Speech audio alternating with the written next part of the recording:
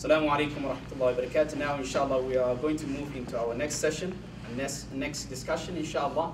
Our next discussion is about when a sister comes to you, because you know, most of you shuyukh are holding masajids, and you have a lot of people always who are coming to the masajid and asking you questions and so on.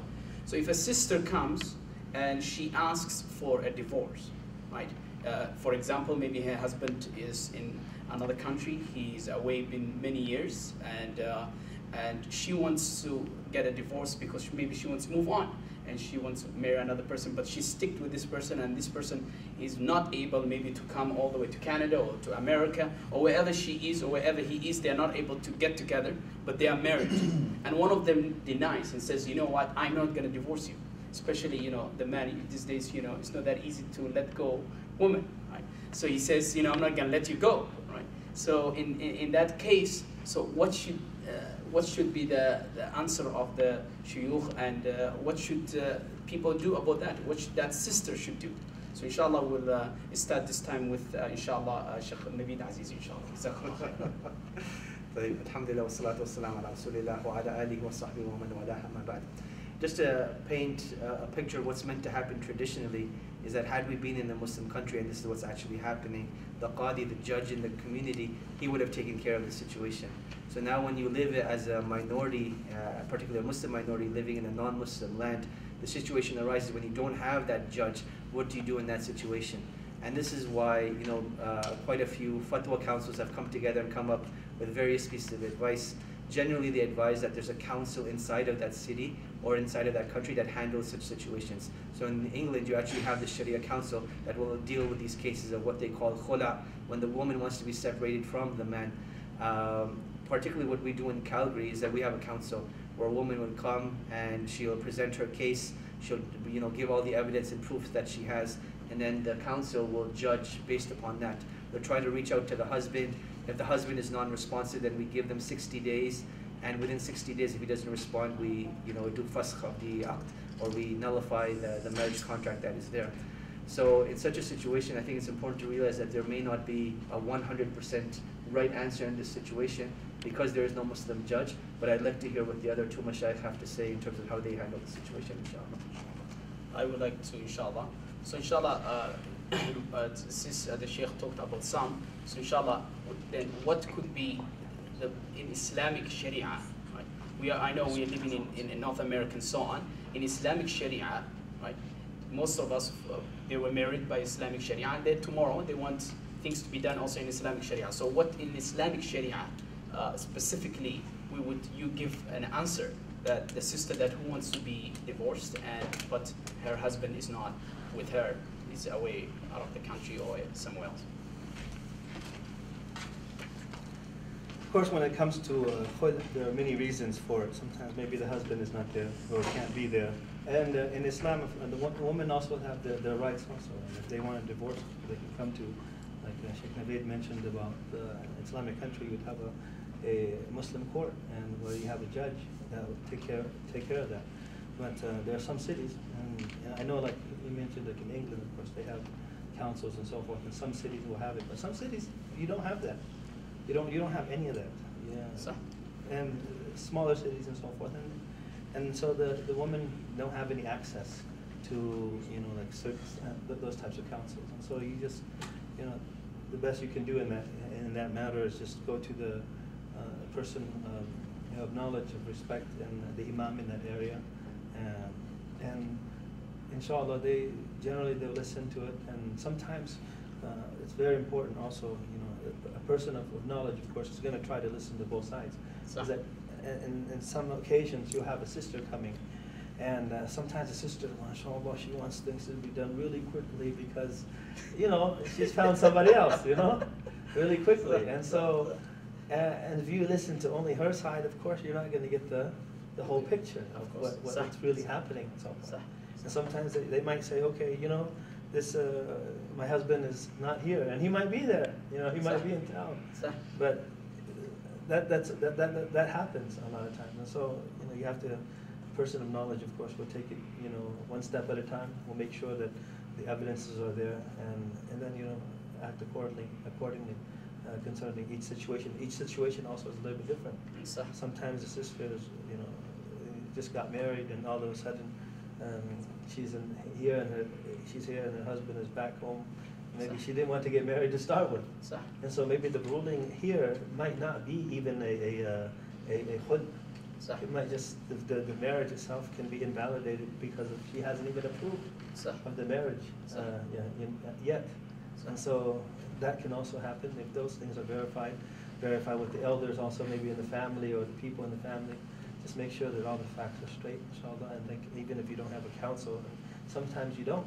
In certain places you have no situation. You can't say, okay, you can't marry anybody else, because your husband has not, or your father does not allow you to do this and do that and so forth. So, well done. جزاكم الله خيرا. Inshallah, now I will pass to Sheikh Saed. Inshallah, تفضل مشكورا. Bismillah. I think my beloved Shuyukh, they already covered everything. But just to recap, see, marriage is a partnership. And Allah subhanahu wa ta'ala said, فَإِمْسَاكُمْ بِمَعْرُوفٍ أَوْ تَسْرِيحٌ بِإِحْسَانٍ. In other ayahs, Allah said, وَعَاشِرُهُنَّ بِالْمَعْرُوفِ. So either you live together with kindness or release them with kindness. And you should be together like that. But when it comes to the divorce that she's asking, of course, according to Umar bin Khattab radiyallahu anhu, and of course to the Shara, and a woman can only be away from her husband for 4 months. And after that, she's entitled to ask for khulu. Now, what are the procedures? A sister will come to me, to come to the Imam, or come to Sheikh Abdulbary or Sheikh Navaid, and she will say, I want a divorce, I want khulu. And by the way, in Sharia we have 3 things. We have the khulu, we have the divorce, and we have the fasq. Divorce usually comes from the man. The man says, I don't want you anymore, you go away. Khulu usually comes from this lady. She requests, but of course through the Imam. She said, I don't want this man, whether he's there or not. Fasq comes because the man was not able to fulfill some rights that he promised. For example, he said, when we get married, your mother will live with us. And then when the nikah took place, he said, I don't want her to live with us. She snores. Now, for whatever reason, he wants to get rid of her. Now, in this case, then the Imam will say, well, you did not fulfill the rules or the conditions, so you go. As an Imam, what should we do? Sheikh Navaid Aziz, Jazakallah khair, he pointed out in UK, they have the majlis. So, and the government certifies that and accepts that. If the Imam issues divorce, she's divorced. But here we don't. So what we do here, we call the number that she gives us. And the majority of the time, because I deal with this like every other day, it's not every day. The majority of the time, the husband will be so kind, so nice talking to you. But he's not nice and good and kind when he's talking to her. And some of the women in the case, some of them, they trick the husband, and she will call in front of the Imam, and she will put him on the speaker, and he will call her F word, S word, W word, P word, whatever letters that exist and letters don't exist, and then you will know what is happening. In this case, you give the husband a time limit. She's away. I mean, he's away, and she's away. They've been a long time, right? They've been over 2 years. Let's say they've been away for 2 years. As I said, it's only 4 months. After 4 months, this is up to her. She wants to stay with this man, then alhamdulillah. You don't want to stay, she's entitled to go to the Imam and said, he doesn't want to divorce me, I want to leave this man. And the Imam should issue based on the distance, that he cannot be with her, she cannot be with him, and because of this, the Imam is entitled to give her.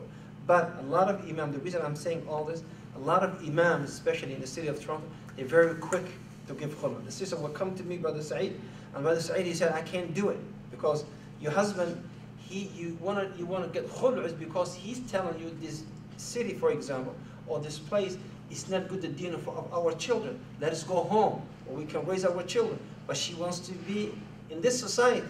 So she's nashiza right now. She's in the shoes now. There's a different case now. So the Imam must be well equipped about the marital issue, or the fiqh and nikah, and then he can only assess whether this is a khul, or this is a divorce, or this is in the shoes. This is not in the shoes. It's in the shoes from the husband's side, or it's from the wife's side, and all this is. So the Imam must be well equipped concerning the fiqh of family.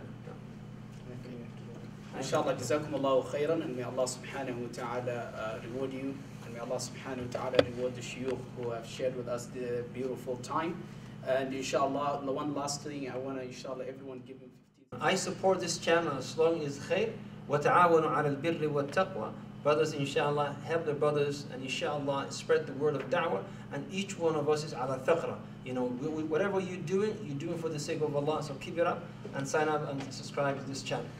Sheikh Saed mentioned the word thaqra. Thaqra is the forefront, and you know, we have a new forefront during this time, you know, with the da'wah, and that is the internet. Alhamdulillah, wherever you find good channel that's beneficial and so forth, you may spread it.